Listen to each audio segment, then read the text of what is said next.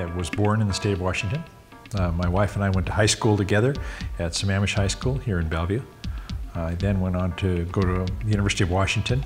I was a finance major. I then went to law school in Lewis and Clark in Portland. I got an advanced law degree in tax law at New York University. Then we came back here to Seattle, and I started practicing law doing tax law. One day one of the partners came in and said, there's this kid down in the conference room who's got this crazy idea. So I went down, and this guy with the crazy idea was Craig McCaw. But his crazy idea wasn't crazy. It was a very good idea on how to purchase, at that time, a cable television system. So we started down the road of buying, working for him, to buying cable television companies. During this time, we were also paying attention to something new and coming along called cellular telephone. And we took those numbers and we plugged them into our very sophisticated cable television acquisition model that we had to buy cable television systems. And wow, I mean, the numbers were extraordinary. I mean, they were blowing away anything we were doing in cable. Starting with the very first day that cellular applications were allowed to be filed in June of 1982, we at McCaw were fully committed to the cellular telephone industry.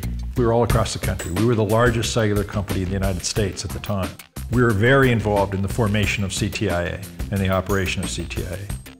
I think there's several times when I could say that I look back on my career and I said I had a meaningful influence. One was when we amended the Telecom Act of 1996.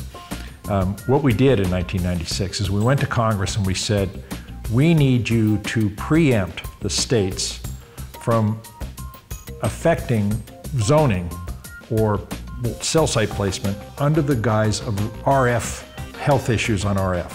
What I realized was that they would not regulate RF, but what they would do is say that we're going to deny the city this cell site location, not because of the radio frequency, but because people are afraid of the radio frequency, and therefore that will affect property values. I inserted into the committee report the phrase directly or indirectly. I was so glad that it worked. As we looked ahead to the PCS auctions and the back end of Lynn, which we were required to buy, there was a time when it made sense to decide whether or not to sell McCaw. It took 3 years of my life to get those things done, but we got the deal with AT&T. I think one of the things we should be proud of as an industry is how we did work together. Especially was hard for the wireline and the non-wireline guys to get together, but we ended up working together just fine, and obviously they became great friends. I stayed with AT&T for 3 years after the merger. Then I left. They treated me very well, wonderful company, but it was a big company, and I was used to being a little more independent. Couldn't stay away from wireless, had to get back in, and we bought licenses and built systems in primarily rural parts of the United States. We grew that business to about 300 employees, over 100,000 subscribers, and ultimately sold it to AT&T. It was a great era of where the industry transitioned from a mobile-based business to a portable-based business. It's hard to believe.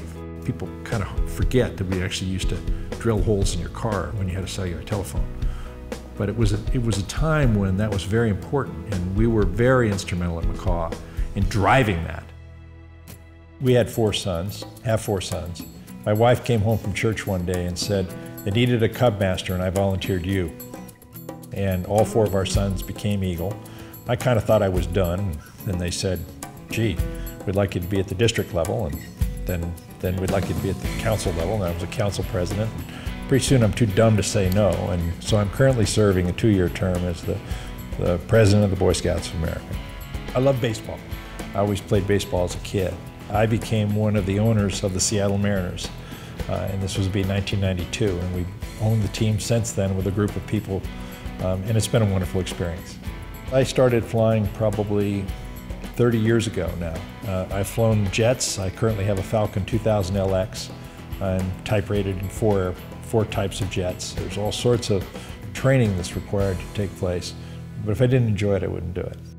I teach a class at the University of Washington, and I always poll my students, how many of you have only a cellular phone and don't have a home phone? Every year, the percentage has gone up. where the number of students have no home phone, just have a wireless. They've also gotten to the point where they don't have wristwatches or alarm clocks because they use their phone for that too.